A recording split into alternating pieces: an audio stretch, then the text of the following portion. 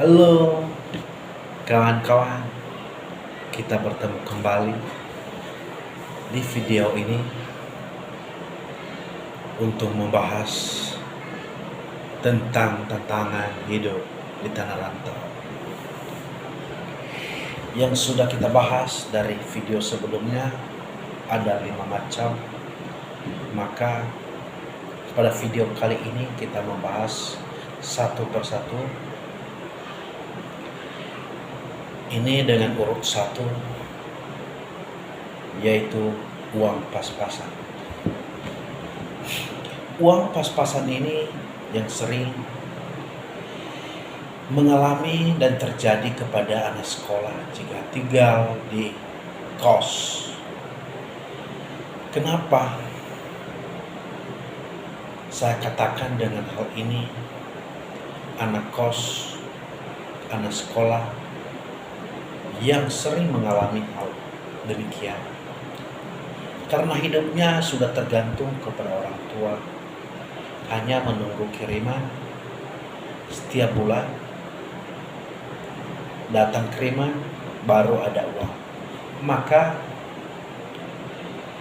uang sudah pas-pasan dikirim orang tua, sudah ditargetkan berapa minggu bisa membiayai hidupnya uang yang dia kirim. Maka dengan itu kita sebagai anak harus kita pintar untuk mengelola atau membagi-bagi pos-pos uang itu kemana. Maka jika tidak kita pintar membagi-bagi itu untuk mengarahkan uang tersebut yang dikirim kepada kita, maka kita mengalami penderitaan di kos atau kita mengalami penderitaan di tanah orang, di tanah rantau, karena nggak ada yang kita harapkan selain orang tua dan kami. Terkecualinya kalau kita cari sampingan untuk kerja, baru bisa kita terbantu jika orang tua lalai mengirim uang kepada kita, biar hidup kita di kos tidak menderita. Yang keduanya yaitu sakit tanpa ada yang merawat. Memang betul, kalau kita tinggal di kos itu tidak ada yang merawat kita selain kita pribadi kita sendiri. Tidak ada yang kita harapkan selain pribadi kita sendiri. Maka dengan itu, agar kita tetap sehat, agar kita tetap lepas dari penyakit, kita harus berdoa setiap hari, pagi dan malam. Hidup kita serahkan kepada Tuhan, agar Tuhan selalu melindungi kita, agar diberi kesehatan yang bagus kepada kita. Maka orang tua kita di kampung atau saudara-saudara kita senang mendengarkan berita kita. Itulah yang namanya sakit tanpa ada yang merawat. Ketiganya, lebih mandiri mengerjakan sesuatu. Nah, kalau anak kos itu kalau jauh dari samping orang tua memang lebih mandiri melakukan apa yang dia kerjakan, cuci baju sendiri, makan sendiri, memasak sendiri, tidur sendiri, bangun sendiri. Tidak ada yang diharapkannya selain pribadinya sendiri.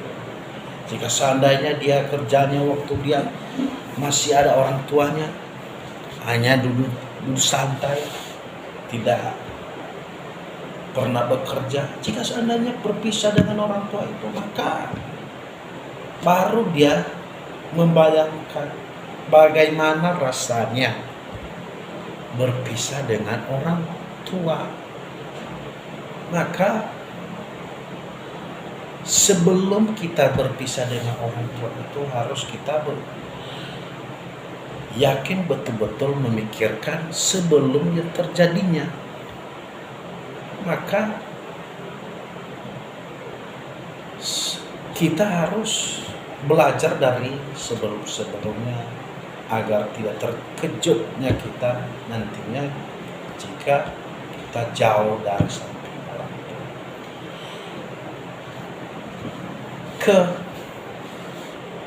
Keempatnya, sendiri dan merindukan orang tua. Nah, betul-betul lah kalau jauh dari samping orang tua ini, makan saja harus merindukan orang tua. Apalagi kalau nggak ada kerja, kalau hanya duduk, kalau tidur, membayangkan orang tua itu sangat-sangat luar biasa. Kenapa kita sering membayangkan orang tua, merindukan orang tua? Karena sudah biasa di samping orang tua.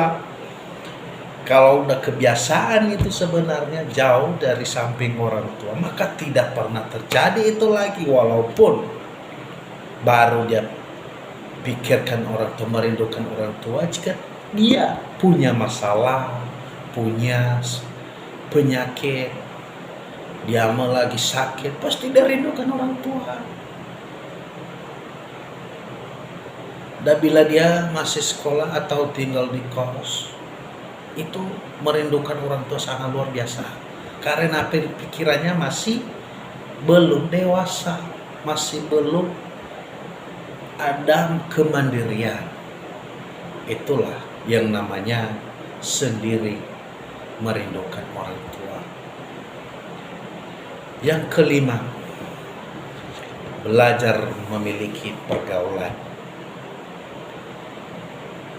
Memang pada zaman-zaman sekarang harus kita bergaul, tapi bergaullah kita harus tempat pada orang yang baik.